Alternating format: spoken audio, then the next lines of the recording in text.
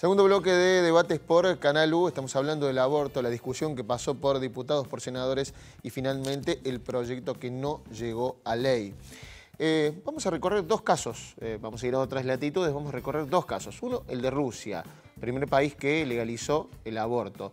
Segundo, la opinión de José Mujica, el expresidente uruguayo, hablando del por qué legalizar el aborto. Recuerden que en América Latina estamos hablando de Uruguay, Cuba y Ciudad de México, los únicos tres lugares, distritos que han despenalizado el aborto. Vamos a verlo y lo seguimos debatiendo. Rusia fue el primer país del mundo en legalizar la interrupción voluntaria de embarazo en 1920. Además del hito que supuso en cuanto a derechos de la mujer, también trajo consigo algo totalmente novedoso en lo que se refiere al aborto: estadísticas. Y con los datos, poco a poco la realidad se impone a los supuestos.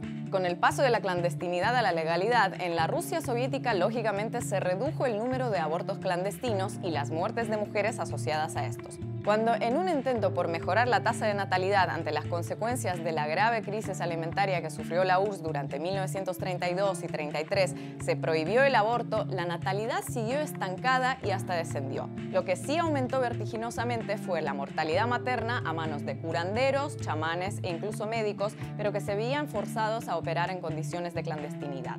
En 1955, finalmente, la prohibición fue derogada. Casi de inmediato, el número de muertes de mujeres durante el embarazo disminuyó a la mitad. Con el retorno a la legalidad, la cantidad de abortos no solo no aumentó, sino que se redujo paulatinamente con el paso de los años hasta su mínimo histórico en la Rusia actual. Esta realidad también se puede observar en el resto del entorno postsoviético. Por ejemplo, Lituania, uno de los países más católicos de Europa y que seguramente lideraría, si alguien lo elaborara, el top 10 de naciones con mayor sentimiento antisoviético, conserva la misma legislación en materia abortista que heredó de la URSS. Creo que nadie puede estar a favor del aborto como cuestión de principio. Pero hay un cuadro de mujeres en toda la sociedad que se ven la amargura de tener que tomar esa decisión contra viento y marea, porque la familia no lo entiende, por soledad, por avatares de la vida. Y ese mundo vive en la clandestinidad y la explotan y se juega la vida. Y toma decisiones más allá de las discusiones de principio que puedan tener los políticos o los filósofos. Toma decisiones. Bueno, y ahí hay vidas que se pierden. Yo creo que reconocer la existencia de ese hecho, ponerlo arriba de la mesa legalizándolo, nos da la oportunidad de poder obrar persuasivamente sobre la decisión de esas mujeres. Y si hay una cuestión económica, una cuestión de soledad, una cuestión de angustia, los hechos demuestran de que muchas mujeres retroceden y se pueden salvar más vidas. Lo otro es dejarlas aisladas en el medio de su drama. Me parece que es hipócrita. Tenemos que hacernos cargo. Bueno, dos de los casos a nivel mundial planteados. Uno aquí cercano, el otro hablando de Rusia, con estadísticas, números interesantes e incluso posiciones interesantes. Federico, que te había quedado por ahí algo de decir. Sí, bueno, te digo que te vuelvo a decir, soy escéptico y desde el punto de vista del derecho no me parece seria las comparaciones discursivas cuando se toman en referencia a otros países. También otros países violan los derechos humanos y llevan políticas tanto internas como externas, violatorias de los derechos humanos, y no por eso nosotros lo vamos a convalidar. Como diría, por ejemplo, el caso de Rusia, por ejemplo, ¿no? No de Rusia, cualquier otro país pueden tener implementada la pena de muerte, y no porque en Rusia tengan implementada la pena de muerte, nosotros la deberíamos adoptar. Y vuelvo otra vez con la pena de muerte porque nuestro país es abolicionista en materia de la pena de muerte. Y como es abolicionista, reitero, no podemos tampoco, en materia de aborto, ya tiene celebrado el Tratado de Derechos Humanos, el Pacto San José de Costa Rica, donde en el artículo 4 se obliga a defender la vida desde el momento de concepción. En general. En general, déjame termino la idea. Otra por ejemplo, el caso de Uruguay, ¿no te parece algo que podemos tomar como algo cercano? Es que lo que pasa es que cuando yo te digo que soy escéptico, también soy escéptico de por qué tomar como argumento de que la clandestinidad se combate con la legalidad y siempre la muerte como forma de solucionar esa supuesta clandestinidad. Muerte, digo, de la persona por nacer. En el proyecto de ley, que es lo que se estaba debatiendo, no hay una sola política en todo ese articulado que contenga a la mujer y trate de evitar de que ese aborto se lleve adelante. ¿Por qué? Porque parte de una concepción de la cual yo no comparto, de que la mujer dispone libremente de su cuerpo, incluyendo lo que lleva dentro suyo. Entonces, es ahí donde yo no lo puedo compartir desde el punto de vista humanístico y desde el punto de vista del derecho. Y otra cuestión también, de que yo tampoco la acepto, es que el discurso está construido sobre los embarazos no deseados, fruto de violaciones. No todo embarazo no deseado es fruto de una violación. Creo que muchos embarazos no deseados son no deseados porque no los quisieron llevar adelante. Entonces, no me parece que la solución de eso sea libremente abortar. No, me quedé pensando cuando dijiste la clandestinidad no se resuelve con la legalidad. Sucede que la clandestinidad es el efecto de la ilegalidad. Si el aborto no fuera ilegal, si el aborto no estuviera penalizado, entonces no tendríamos las cifras que tenemos de abortos clandestinos. Entonces sí es una cuestión jurídica en la que el derecho penal está totalmente involucrado, sobre todo si tenemos en cuenta que son bajísimos los números de mujeres que han sido condenadas por el delito de aborto, con lo cual eso quiere decir que el Estado no tiene voluntad de perseguir a las mujeres, de perseguirlas penalmente o que no lo sabe hacer eficazmente, versus las cifras que tenemos de abortos que se practican en la clandestinidad. Lo que quiere decir que el derecho penal no está funcionando más que para mandar al aborto a la clandestinidad y por lo tanto a que se practique en condiciones riesgosas y seguras. La legalidad es necesaria. La legalidad y también la retirada del derecho penal, por lo que ocasiona respecto de los cuerpos de las mujeres, sobre lo que hace posible que imaginemos las mujeres respecto de lo que nosotros hacemos cuando decidimos, por ejemplo, practicarnos un aborto, que está directamente asociado a lo que mencionabas después.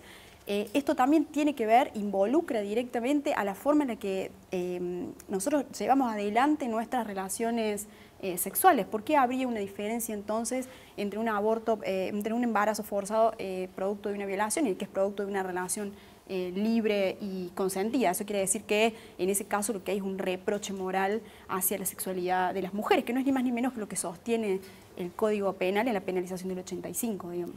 Esa es tu interpretación.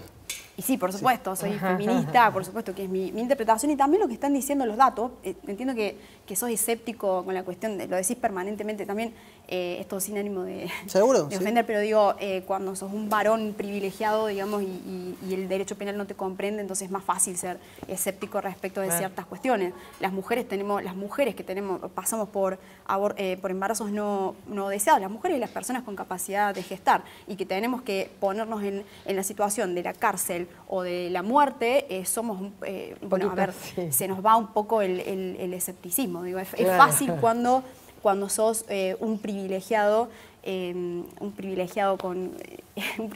derecho. Yo creo que no cometer un delito no me transforma en privilegiado. O sea, no, lo que te transforma en privilegiado no es no cometer un delito, es no ser alcanzado por la punibilidad. Claro. ¿Por qué crees vos que no podrías ser alcanzado? Porque no asumo que no sos un varón trans. El modo comisivo del aborto no es solamente... Asumo que no sos un varón trans y que no practicarías un aborto sin consentimiento de la mujer.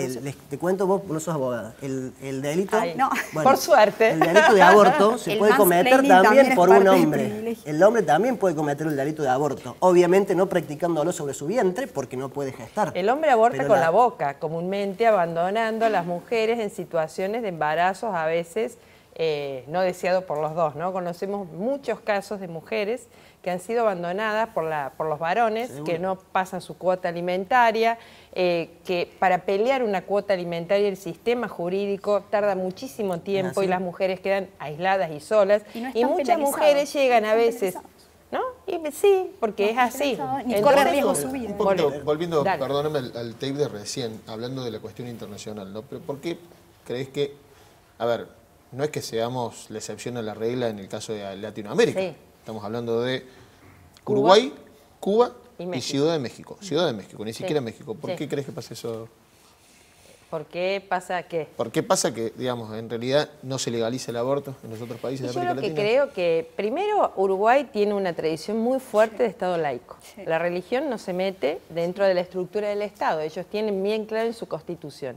En Argentina la incidencia de las religiones, y acá juegan mucho, también están jugando los evangélicos, que tienen mucho más fuerza en este caso, tuvieron incidencia en los católicos. Hay un artículo muy interesante de Diario Perfil, que muestra los 9 monjes, los 9 monjes que estuvieron ahí metiendo para incidir sobre los senadores. La cosmovisión religiosa patriarcal sobre el destino de las mujeres como en el marco de la maternidad obligatoria es muy fuerte, ¿no? Las mujeres decimos que transitamos por las religiones. Yo he sido socializada por la religión desde muy chiquita en un colegio católico. Esto de casarte y ser madre como destino obligatorio y no pensar otro proyecto de vida salvo ese, ¿no? Entonces me parece que eso incide muchísimo. Y en la Ciudad de México, también ahí hubo una disputa muy fuerte de los movimientos feministas.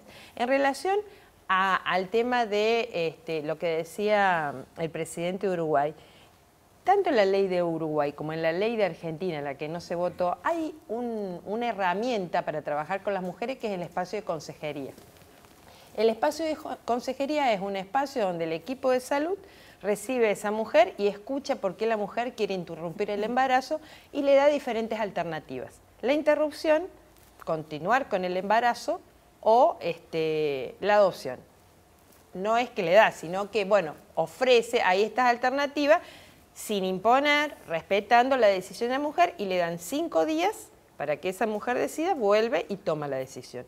Hay un espacio de acompañamiento, hay un espacio, y ahí, como dice el presidente, en ese espacio es como uno también va construyendo esa estadística fehaciente que permite decir, cuántas mujeres decidieron después de pensar, cuántas no, y las vamos acompañando. Y después, si decide abortar, en el posaborto, el acompañamiento para la anticoncepción, ¿no? Para que esa mujer no transite de nuevo por esta situación que es dilemática y que nadie la está promoviendo, como decía el diputado el aborto obligatorio. Nosotros estamos promoviendo una ley que amplíe derechos, que no es obligatoria. Vamos a seguir con los casos, de otros países.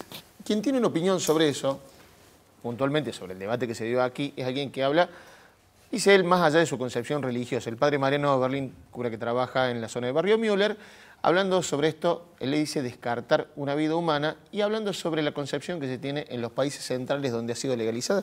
La escuchamos y seguimos hablando. Margen de lo religioso y tratando de aferrarme solamente a la mirada científica, entiendo que no hay diferencia entre la composición genética del feto y la de la persona en cualquier edad, de niño, adulto, fuera del vientre. Y por ahí me sorprende que haya surgido, y esto yo sé que es un tema muy polémico también y me han acusado de todo por esto que digo, pero me parece como polémico, llamativo, sugestivo, que haya surgido la luz verde de parte del gobierno a 2 semanas de que Durán Barba tiró la cuestión de la aplicación de la pena de muerte, la indemnización de espera.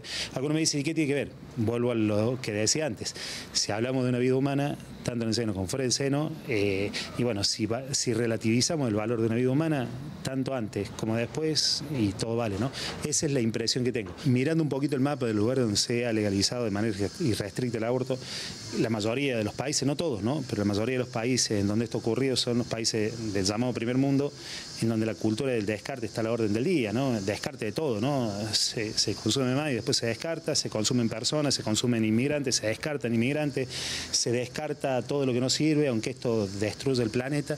Digo, si ese es el camino por el que queremos ir, si tomamos a ellos como ejemplo, por ahí me parece que puede ser complejo.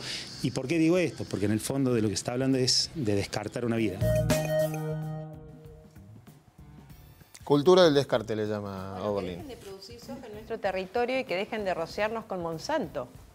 Si nosotros, cosa que en Europa, por ejemplo, no lo están haciendo. Vos que sos ambientalista, nos viven rociando con Monsanto, viven agrediendo el bosque nativo. A ver, ¿eso no es cultura del descarte? Para hablar de cultura del descarte, los países coloniales como los nuestros y capitalistas tenemos el doble de cultura del descarte.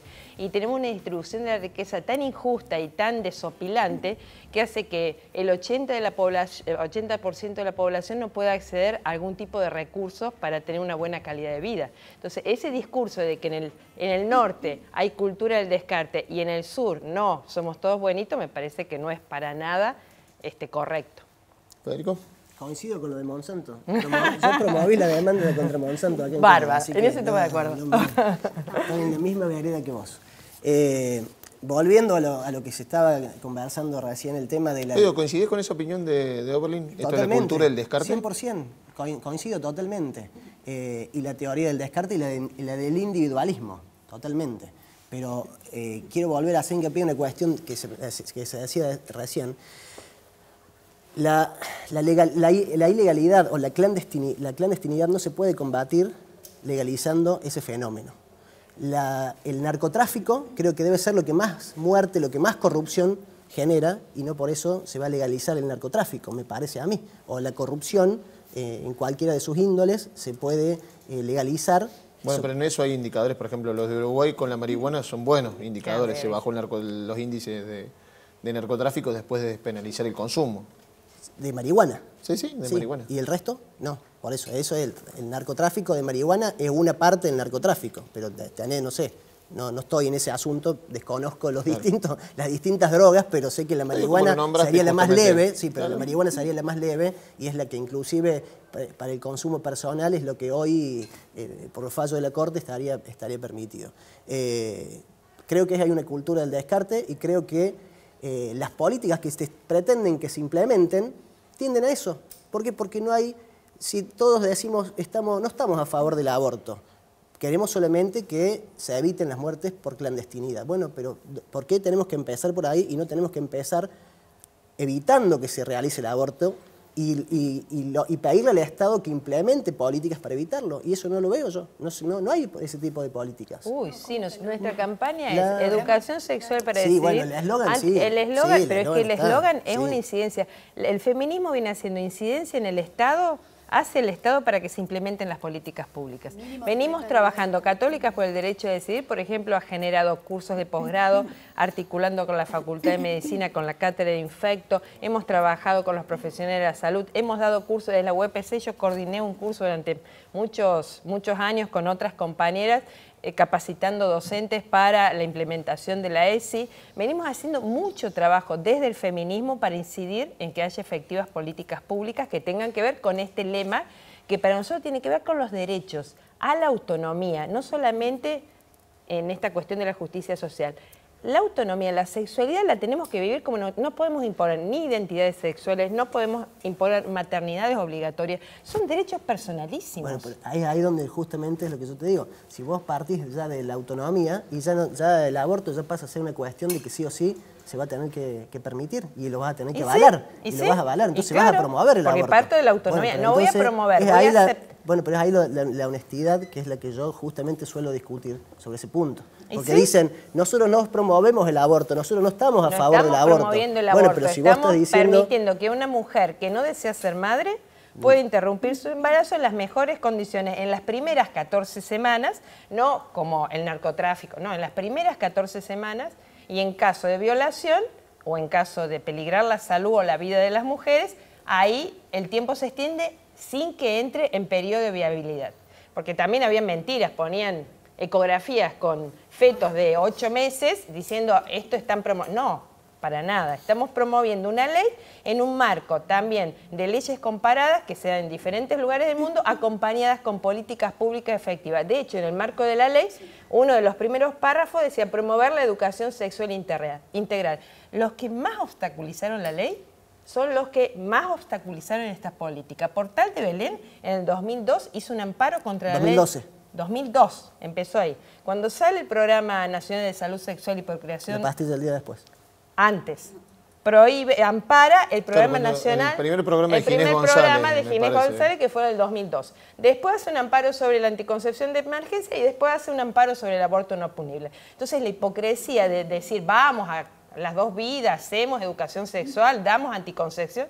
Minga, después terminan obstaculizando estas políticas que nos permiten algún nivel de autonomía y de decisión sobre nuestros cuerpos, que son los que portan la maternidad. Bueno, perdón, recién vos decías algo, para cerrar ya vamos a un corte y ya volvemos, pero vos dijiste promueven el aborto. ¿Por qué decís que promueven, digamos, las organizaciones? Porque, la discusión giró en torno a un proyecto de ley. Ese proyecto de ley no hace más que promoverlo, el aborto, porque no tiene implementado ninguna política que tiende a evitarlo, el aborto. Al contrario, o si no se hace o Pero si es no... de esto que están hablando en la campaña, digamos, de Claro, buscar, es de lo que estoy anticoncepción y diciendo. recién después de llegar al aborto. No, Tengo la vamos a ley, ver. el proyecto, lo alcanzaste Las a leer 14 bien, páginas, sí, la ley. el proyecto de ley establece el aborto y la garantía del aborto como un derecho humano fundamental de la mujer basado en el derecho de la autonomía de la mujer. Entonces ya partimos de ahí donde ya no podemos discutir si está bien o está mal abortar. Entonces se fija también a las 14 semanas, ¿por qué 14? ¿Por qué no antes? ¿Por qué no después? Eso también es otro tema para después discutirlo. Está bien. Los dejo ahí con la discusión pendiente. Nos vamos a la última pausa en Debates por Canal U y ya venimos y seguimos hablando de la interrupción voluntaria del embarazo, proyecto que no fue ley.